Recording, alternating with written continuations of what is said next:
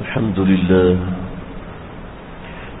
لله نحمده ونستعينه ونستغفره ونعوذ بالله من شرور أنفسنا ومن سيئات أعمالنا من يهده الله فلا مضل له ومن يضلله فلا هادي له ونشهد أن لا إله إلا الله ونشهد أن محمدا عبده ورسوله أما بعد فأعوذ بالله من الشيطان الرجيم بسم الله الرحمن الرحيم وإذ نجيناكم من آل فرعون يسومونكم سوء العذاب يذبحون أبناءكم ويستحيون نساءكم وفي ذلكم بلاء من ربكم عظيم وإذ فرقنا بكم البحر فأنجيناكم وأغرقنا آل فرعون وأنتم تنظرون صدق الله العظيم.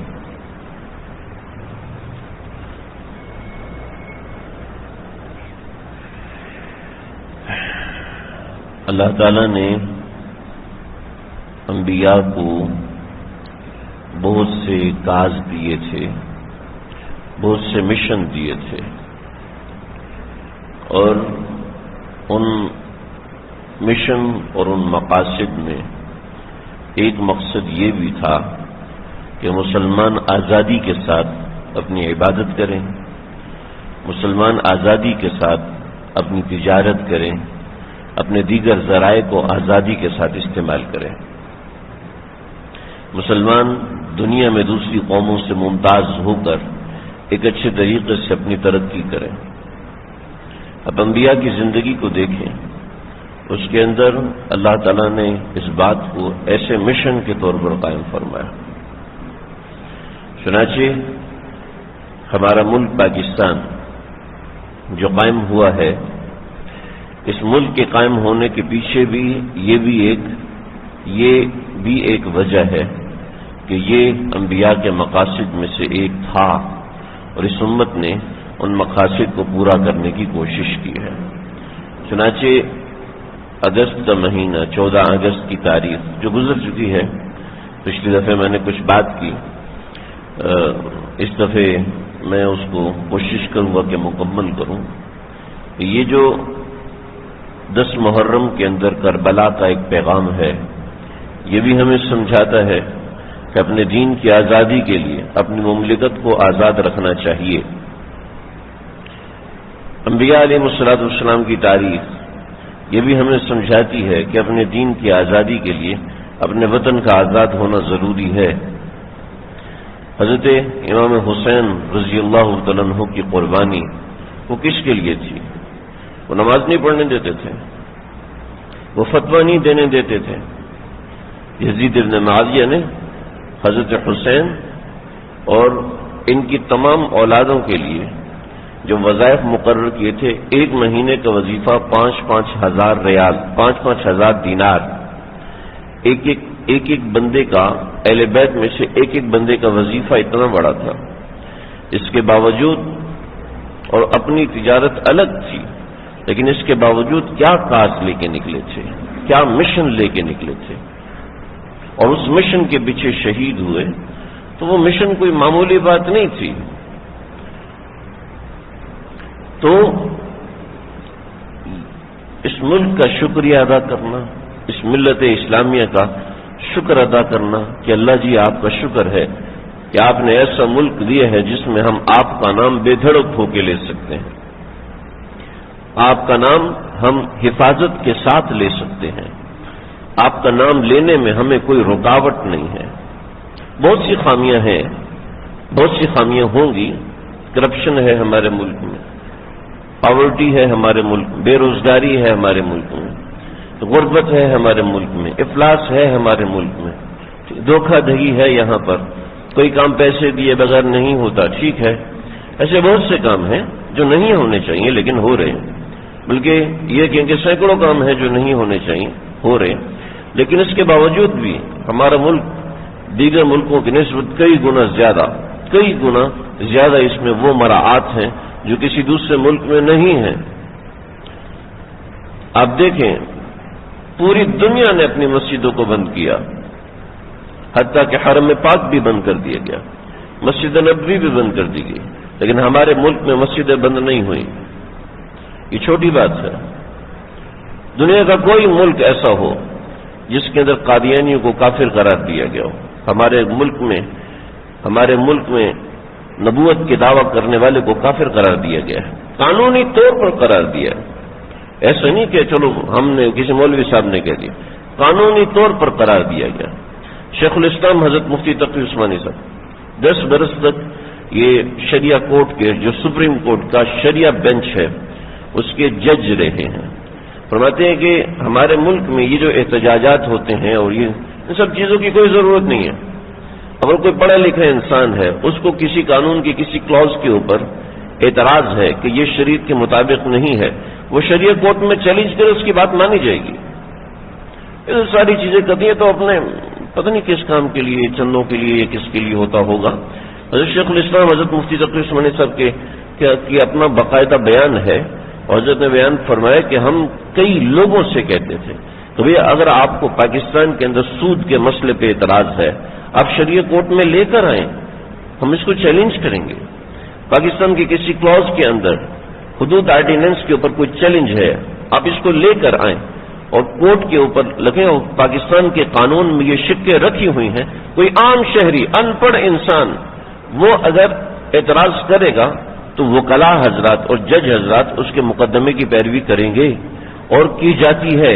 اور میں کہ 10 برسوں میں میرے سامنے جتنے مسائل آئے اور جتنے لوگوں نے رجوع کیا، میں نے منتیں کی کہ آجو شریعہ کورٹ کے اندر آجو، تمہارا کام مفت میں ہوگا لیکن آؤ تو صحیح۔ لیکن کوئی اس کے پیچھے چلنے، کوئی اس کو فالو کرنے کو تیار نہیں، بس جلد سے جلوس ہر کوئی کر لیتا۔ ہمارے ملک میں ایسی بہت سی چیزیں ہیں جن کو جو شریعت کے پیرائے کے اندر، آپ دیکھیں ہمارے ملک کے اندر مرکزی رویت ہلال کمیٹی ہے، دوسرے ملکوں کے اندر کیلنڈر چلتا ہے، جیسے یہ کیلنڈر چھپا ہوا نا آپ کا جنوری فروری مارچ اپریل کا، دوسرے ملکوں میں کیلنڈر چھپا ہوا ہے، چاند نظر آئے یا نہیں آئے آپ کو یہ اسی پہ کرنی پڑے گی۔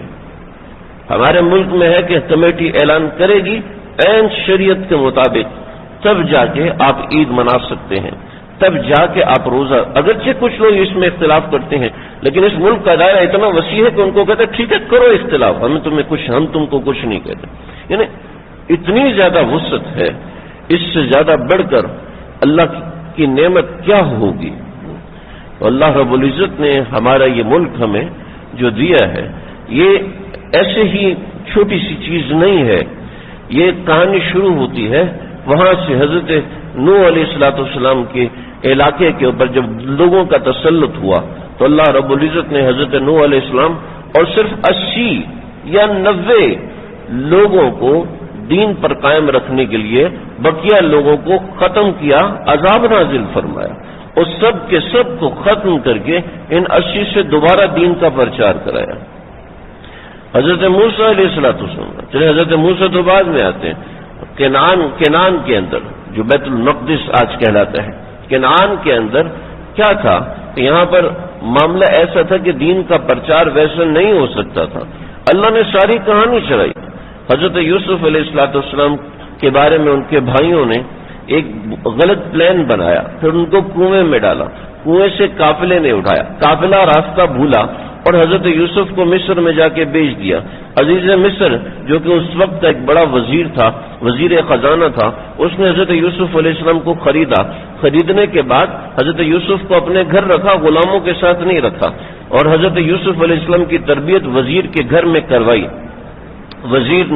وزیر کو دیکھتے ہمارے استاد جی مولانا حنیف صاحب رحمۃ اللہ علیہ ہو گئے، فرماتے تھے کہ میں وہاں پر دلی میں تھا، حضرت میرے استاد جی انڈیا کے تھے پھر پاکستان میں مائگریٹ کر لیا تھا، تو میں دلی میں تھا تو وہاں جو دلی کی جامع مسجد ہے وہاں پر ایک حوض بنا ہوا ہے، اورنگزیب عالمگیر اس حوض کے کنارے بیٹھے ہوئے تھے، اور ان کا ایک غلام بھی تھا، اور ان کا ایک وزیر تھا جو کہ مسلمان نہیں تھا، وہ بھی حوض کے کنارے بادشاہ کے ساتھ بیٹھا۔ اب وہ حوض مسجد میں شامل ہو گئے، پہلے مسجد کا حصہ نہیں تھا، تو اورنگزیب عالمگیر سے اس وزیر نے کہا کہ بادشاہ سلامت، آپ یہ مدرسے کے بچوں کے اوپر اتنا خرچہ کر رہے ہیں، یہ جائیں اپنی محنت مزدوری کریں، کاروبار کریں، اس کے ساتھ کمائیں اور پھر اس کے ساتھ مدرسہ پڑھ سکتے ہیں تو پڑھیں، ورنہ اپنا کام کریں، ملک پہ بوجھ تو نہ بنے۔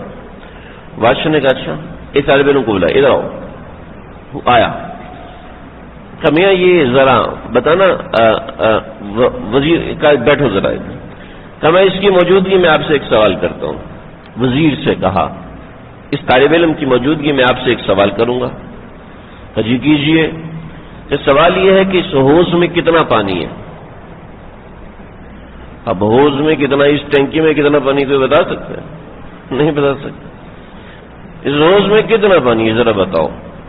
تو وزیر چکرا گیا، کہنے لگا نہیں مجھے تو نہیں پتا اس میں کتنا پانی ہے۔ پھر آج کل کیوبک فٹ وغیرہ کا حساب ہوتا ہے، اس زمانے میں تو نہیں ہوتا تھا۔ ایک کو بند کیجیے گا، بٹن دبا دیجیے، وہ بٹن دبا دیجیے، جزاک اللہ۔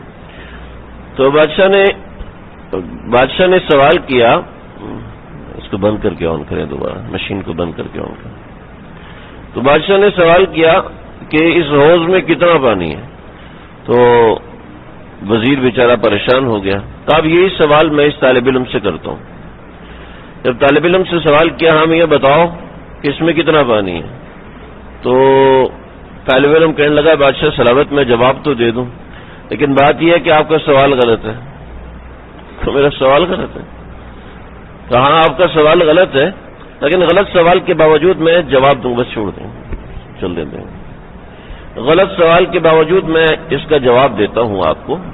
جواب یہ ہے کہ آپ کو بتانا چاہیے تھا کہ اس میں کتنے پیالے پانی ہیں، آپ کو بتانا چاہیے تھا اس میں کتنا فٹ پانی ہے۔ آپ کو سوال فٹ کے حساب سے، آپ کو سوال پیالے کے حساب سے، آپ کو سوال اس حساب سے کرنا چاہیے اس میں کتنا لیٹر پانی ہے، اس میں کتنا، اس حساب سے سوال کرنا چاہیے تھا، لیکن بہرحال آپ نے نہیں کیا۔ اب جواب میرا سن لیجئے کہ اگر پیالہ حوض کے جتنا بڑا ہے تو ایک پیالہ، اگر پیالہ حوض سے آدھا ہے تو 2 پیالے، اگر پیالہ حوض سے چوتھائی ہے تو 4 پیالے، اگر پیالہ حوض کا سمن ہے یعنی 8واں ہے 1/8 تو 8 پیالے۔ آگے آپ خود ہی حساب لگا لیں۔ تو بادشاہ کہنے لگا ٹھیک ہے آپ جائیں۔ وزیر سے کہا کہ دیکھو مجھے اس پانی کتنا ہے مجھے اس کی کوئی پرواہ نہیں ہے، لیکن اس بندے نے جو جواب دیا ہے وہ جواب دماغ کے تیز ہونے کی علامت ہے کہ فوراً اس نے سوال کا اینالائز کیا اور اینالائز کرنے کے بعد اس سوال کا جواب دیا، اور ایسا بہترین جواب دیا کہ اس کا آگے کچھ کوئی شخص بول نہیں سکتا۔ ہاں یہ بات تو ہے۔ کہا لیکن اس کے باوجود میں نے اس طالب علم کو وزیر نہیں بنایا، تمہیں وزیر بنایا۔ کیوں بھی؟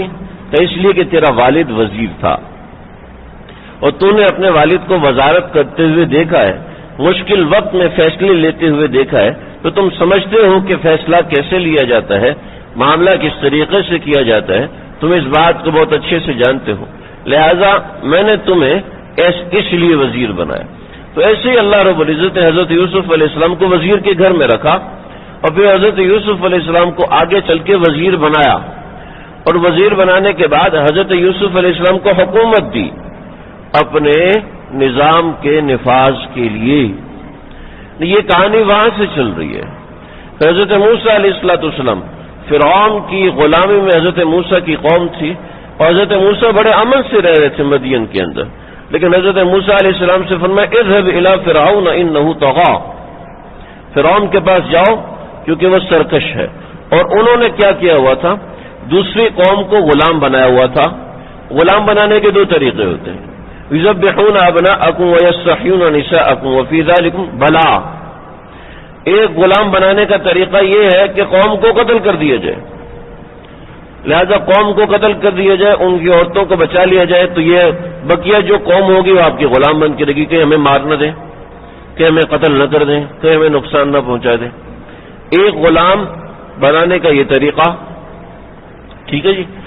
دوسرا غلام بنانے کا طریقہ یہ ہے کہ ان کے نظریات کو کچل دیا جائے، ان کے نظریات کو نیست و نابود کر دیا جائے۔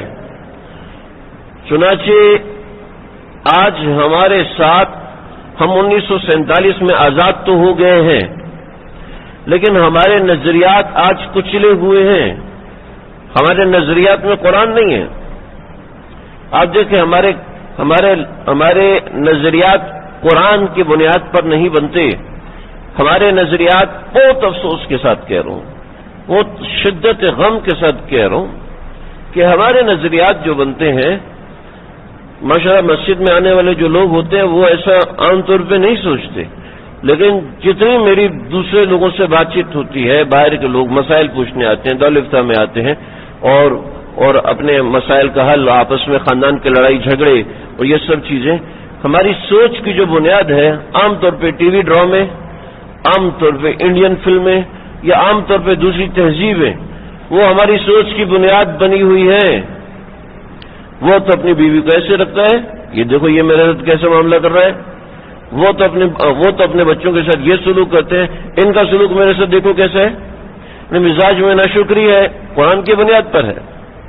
ہمارے گھریلو نظام آپس میں تباہ ہے, ہماری شادیاں غیروں کے طریقے پر, ہمارے میتیں غیروں کے طریقے پر. اگر کوئی سمجھائے کہ دیکھو یہ شادی کا طریقہ نہیں, جاؤ یار یہ کہاں سے آگے, ہم نے کوئی ملا نہیں بننا, ہم نے کوئی مولوی نہیں بننا, ہم بس عام سے انسان ہیں, ہم ماڈریٹ مسلمان ہیں. واٹ از دس, ماڈریٹ مسلمان یہ کیا ہے؟ مسلمان تو ایک ہی ہوتا ہے, ایک ماڈریٹ ایک بیکورڈ ہے. یہ کہاں سے ہم نے تقسیم کہاں سے کی ہے؟ یہ وہی چیزیں ہمیں ماڈریٹ بناتی ہیں جو قرآن و حدیث سے ہٹ کر ہوتی ہیں, وہی چیز ہمیں بیکورڈ بناتی ہیں جو قرآن و حدیث سے ہٹ کر ہوتی ہیں. ہمارا دین ابتدا حضرت آدم علیہ السلام سے آج تک ایک ہی دین چل رہا ہے. کسی دین میں نہیں ہے کہ خدا ایک کے علاوہ کوئی اور بھی ہے, نہ حضرت آدم کی شریعت میں, نہ حضرت موسیٰ کی شریعت میں, نہ حضرت ابراہیم کی شریعت میں, اور نہ حضرت عیسیٰ کی شریعت. کسی کی شریعت میں یہ نہیں ہے, کسی کی شریعت میں ایسا نہیں ہے کہ نماز نہیں پڑھنی. ہر ایک کی شریعت میں نماز پڑھنا ہے, ہر ایک کی شریعت میں روزہ رکھنا ہے. طریقہ اور ہے, ان کے 40 تھے ہمارے 30 ہیں, ان کے 3 تھے ہمارے 30 ہیں, کسی کے 5 تھے, کسی کے عاشورے کا تھا, کسی کا کوئی تھا, لیکن روزہ رکھا انہوں نے بھی, روزہ ہمارے ذمہ بھی ہے. حج انہوں نے بھی رکھا, کسی کے اندر طواف, کسی کے اندر صرف طواف ہے, سعی نہیں ہے. حضرت ابراہیم کے بعد طواف بھی آ گیا, سعی بھی آ گئی. پھر کسی نے جمرات پر رمی بھی کی ہے, کسی نے میدان عرفات میں قیام بھی کیا ہے. یعنی حج ان کے اوپر بھی تھا, حج ہمارے اوپر بھی ہے. تمام شریعتوں میں یہ ہے. ہاں البتہ یہ ہے کہ کسی نے بیت المقدس کی طرف منہ کر کے نماز پڑھی, ہم کا بیت اللہ کی طرف منہ کر کے نماز پڑھتے بس. اور تو اتنا کوئی خاص فرق نہیں ہے. میں یہاں پہ کسی نے ہاتھ باندھ لی, یہاں پہ کسی نے ہاتھ باندھ لی, اس سے کوئی کافر تھوڑی ہو جاتا ہے. نماز تو پڑھ رہے ہیں, کسی نے سر پہ ٹوپی رکھ کے پڑھا, کسی نے پگڑی باندھ کے پڑھا, کسی نے ننگے سر پڑھا, نماز تو ہو جاتی ہے. یہ چھوٹی چھوٹی باتوں کے اختلاف تو اللہ نے رکھے ہیں, لیکن دین ابتدا سے ایک ہے, آج تک ایک ہے. اللہ نے عورت کے حقوق تمام شریعتوں میں رکھے ہیں. اللہ تعالیٰ نے شوہر کے حقوق, بیوی کے حقوق, ماں کے حقوق تمام شریعتوں میں رکھے, اور ان کو آزاد رکھا ہے, ان کو آزاد رکھا ہے. تم چاہو تو ان کو روکو, تم چاہو تو طلاق دے دو. بیویاں چاہیں تو مرد کے ساتھ رہیں, ورنہ طلاق لے کے الگ ہو سکتی ہیں. آزادی دی ہے, کسی کو قید نہیں کیا, نہ عورت کو قید کیا, نہ مرد کو قید کیا. انہیں اتنی آزادی دی. بچوں کو آزادی دی ہے کہ ہاں تم اگر چاہو تو اپنے والدین سے بات کرو اور بتاؤ کہ تم اگر راضی ہو تو تمہارا نکاح ہو, ورنہ تم راضی نہیں ہو تو تمہارا نکاح نہیں. آزادی دی ہے شریعت نے, اور ایسی آزادی دی ہے, ایسی آزادی دی ہے جیسی آزادی کوئی دوسرا دے نہیں سکتا. کوئی دوسرے لوگ دعوے تو کرتے ہیں, لیکن دین اور شریعت اور قانون نہیں بناتے اس آزادی کو. وہ آزادی لفظوں میں آزادی ہوتی ہے, ورنہ بہت بڑی قید ہوتی ہے. خیر, ہمیں اللہ رب العزت نے حضرت موسیٰ علیہ السلام کی قوم کو آزاد کروایا, اور آزاد کروانے کے بعد قرآن مجید میں سمجھایا, وَنَجَّيْنَاكُم مِّنْ آلِ فِرْعَوْنَ يَسُومُونَكُمْ سُوءَ الْعَذَابِ. انہوں نے تمہیں نظریاتی مار بھی دی تھی اور تمہیں جسمانی مار بھی دی تھی. آج الحمدللہ ہم جسمانی مار سے بچے ہوئے ہیں, ہمارے اوپر کوئی دشمن حملہ نہیں کر سکتا. ہم ایٹمی پاور ہیں, ہمارے پاس فورسز ہیں, ہماری سرحدوں پر حفاظت ہے, ہماری سرحدوں پر نگرانی ہے. اس کے بارے میں پچھلی مرتبہ بات کر چکا ہوں. لیکن ہم نظریاتی طور پہ ہارے ہوئے ہیں. ہماری قوم نظریاتی طور پہ تباہ ہو چکی ہے, ہماری قوم نظریاتی طور پہ بہت پیچھے جا چکی ہے. ہم انہی کی ایجادات کے اوپر زندہ ہیں, ہم انہی کی ایجادات کو پہنتے ہیں, ہم انہی کی ایجادات کو استعمال کرتے ہیں, انہی کی ایجاد کردہ چیزوں کو کھاتے ہیں. وجہ یہ کہ ہم نظریاتی طور پہ ان کے ماتحت بنے ہوئے ہیں. اگر ہم نظریاتی طور پہ ان سے ہٹ جائیں نظریاتی طور پر تو ہمارے ملک کے اپنے انجینئرز بنیں گے.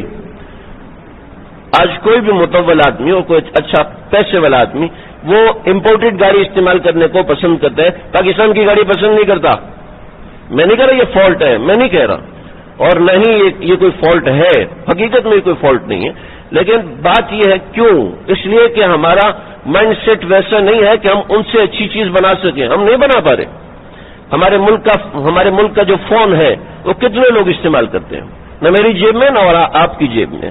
ہونا یہ چاہیے ہمارے ملک کا فون سب کی جیب میں ہوتا. ہم امپورٹڈ فون استعمال کرتے ہیں, ہم امریکن فون استعمال کرتے ہیں, ہم چائنا کے اسمبلڈ فون استعمال کرتے ہیں. کیوں کرتے ہیں؟ ہمارے ملک میں ہے نہیں, کیونکہ ہم نظریاتی طور پہ آزاد نہیں ہیں. نظریاتی طور پہ آزاد کون جی ملا صاحب ہو؟ اصل میں نظریاتی طور پہ آزاد جو طبقہ ہے ہمارا پڑھا لکھا طبقہ, ڈاکٹر, انجینئر, یہ سب حضرات, یہ جب نظریاتی طور پر آزاد ہوں گے پھر ان سے بڑھ کر آگے بنیں گے. اللہ رب العزت نے جو توحید کی ضرب سب سے پہلی لگائی ہے, اللہ اکبر, اللہ سب سے بڑے ہیں, یہ بات یاد رکھنا. اس کے بعد تم سب سے بڑے ہو. چنانچہ خبردار جو کسی بندر کی پوجا کی, خبردار جو کسی سانپ کی پوجا کی, خبردار جو تم نے ہوا کی پوجا کی, خبردار جو تم نے کسی پہاڑ کی پوجا کی, تم سب سے بڑے ہو. اس کے بعد انسان نے پہیہ ایجاد کیا, ٹائر, اس کے بعد مشینری ایجاد ہوئی, اس کے بعد دوسری چیزیں ایجاد ہونا شروع ہوئی. ورنہ انسان تو ان کی پوجا کرتا تھا, انسان تو بندروں کی پوجا کرتا تھا, انسان نعوذ باللہ من ذالک گوبر کی پوجا کرتا تھا, کھجور کے بنے ہوئے بتوں کی پوجا کرتا تھا, دودھ کی پوجا کرتا تھا, سانپ کی پوجا کرتا تھا انسان. اللہ رب العزت نے پیغمبروں کو بھیج کے اس کی آزادی دی. ایسی اللہ نے ہمیں وطن دے کر بھی آزادی دی ہے کہ ہم جسمانی طور پر بھی آزاد ہوں لیکن نظریاتی طور پر بھی آزاد ہوں. میری یہ بات کہنے سے کوئی انقلاب نہیں آئے گا, لیکن میں اتنا سمجھ سکتا ہوں کہ اگر یہ بات میرے اور آپ کے ذہن میں بیٹھ جائے کہ ہم نظریاتی طور پہ آزاد ہیں, ہم دوسروں کی نسبت کچھ اچھا کر سکتے ہیں. جب ہم اپنا وطن خود بنا سکتے ہیں, ہم اپنے وطن کی آزادی کے لیے لڑ سکتے ہیں, ہم اپنے وطن کی آزادی کے لیے اپنی جان بھی دے سکتے ہیں, اپنی سرحدوں کو محفوظ کر سکتے ہیں, تو ہم اسلحہ نہیں بنا سکتے.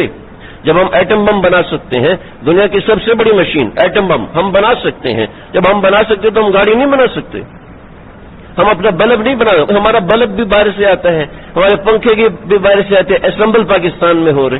تو بھائی آزادی دو طرح کی ہوتی ہے, ایک جسمانی آزادی ہوتی ہے اور ایک نظریاتی آزادی ہوتی ہے. آج بڑی ضرورت ہے, الحمدللہ ہمیں 74-75 سال ہو گئے, ہمیں جسمانی طور پہ آزاد ہوئے, لیکن نظریاتی طور پر ہم ابھی تک جکڑے ہوئے ہیں, ہم نظریاتی طور پر ابھی تک دوسروں کے پیچھے چل رہے ہیں. ضرورت اس بات کی ہے کہ ہم نظریاتی طور پہ خود کو آزاد کریں, اپنے تعلیمی سسٹم کو آزاد کریں. ہم باہر جا کے پڑھنا اور باہر جا کے تجربہ حاصل کرنا یہ کوئی منع نہیں, لیکن بات یہ ہے کہ باہر کے تجربے کو اپنے ملک میں استعمال کریں. اور انہیں کے تجربے کے سامنے ہم پاکستان کوئی باہر سے آتا ہے تو بتاتے ہیں وہاں کی سڑکیں اتنی اچھی, وہاں کی عمارتیں اتنی اچھی, وہاں کا یہ بہت تعریف کرتے ہیں. تعریف کرنا بالکل صحیح ہے کیونکہ ان کا حق ہے, انہوں نے محنت کی ہے, بالکل تعریف کرنی بھی چاہیے. لیکن ان کی تعریف سے ایسا مروب ہونا کہ اپنے ملک کو برا کہنا شروع کر دینا کہ ہمارے ملک میں تو کچھ بھی نہیں ہے. میرے ساتھ ایک دفعہ سفر میں ایک صاحب تھے, تو ایک پولیس والے وہاں سے گزرے تو دیکھ کے زور سے ہنسے. میں نے کہا کیوں ہنسے؟ کہتے ان کا پیٹ اتنا باہر نکلا تھا, مجھے دیکھ کے ہنسی آ گئی ان کا. اور وہاں کی پولیس ہے صرف فٹ اور 6 پیک اور یہ اتنا مضبوط, پتہ چلتا ہے کہ واقعی پولیس والا ہے. اور ہمارے ملک کی پولیس دیکھو ان کا پیٹ نکلا. میں نے کہا آپ باہر رہتے ہیں, اسی ملک کی تعلیم کے دم پہ آپ باہر گئے ہیں اور آج آپ اسی ملک کے کسی فرد کا مذاق اڑا رہے ہیں, یہ اخلاق سے گری ہوئی حرکت ہے. آپ آؤ پولیس میں بھرتی ہو اور بتاؤ کہ ایسا پاکستانی پولیس والا ہونا چاہیے. بل یہ ہے کہ ہم اگر دوسروں سے متاثر ہوتے ہیں تو اپنوں کی برائی کرنا شروع کر دیتے ہیں. یہ نہیں, اپنے ملک میں جو مل رہا ہے اس پہ اللہ کا شکر ادا کرے.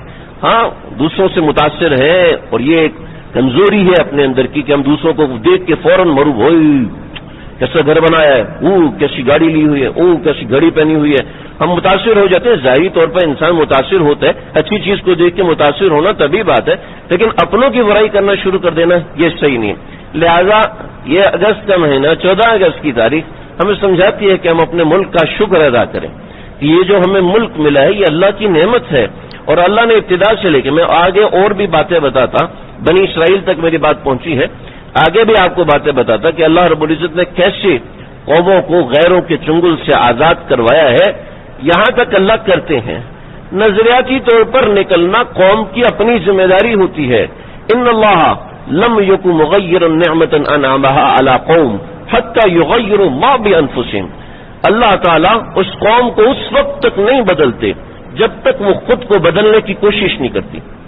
یہ اللہ نے قرآن سورہ انفال آیت نمبر 53 اللہ رب العزت نے فرمایا ہے، ایک نظریہ اور ایک طریقہ کار بیان فرمایا ہے۔ لہذا نمبر ایک تو یہ کہ ہم ملت اسلامیہ پاکستان کا دل سے شکر ادا کریں کہ اللہ جی آپ نے ہمیں یہ نعمت دی ہے، ہم اس کے اوپر آپ کا شکر ادا کرتے ہیں۔ اور دوسرا ہے کہ اپنے آپ کو نظریاتی طور پہ مضبوط کریں، چاہے آپ کسی کالج میں پڑھتے ہیں، چاہے آپ کسی کالج میں پڑھاتے ہیں، چاہے کسی آفس میں کام کرتے ہیں یا کسی آفس میں آپ کولیگ ہیں یا باس ہیں، آپ اس نظریے کو لے کر چلیں کہ میری ایک اپنی سوچ ہے، میری ایک اپنی ذات ہے اور مجھے اپنے طور پہ آگے بڑھنا ہے۔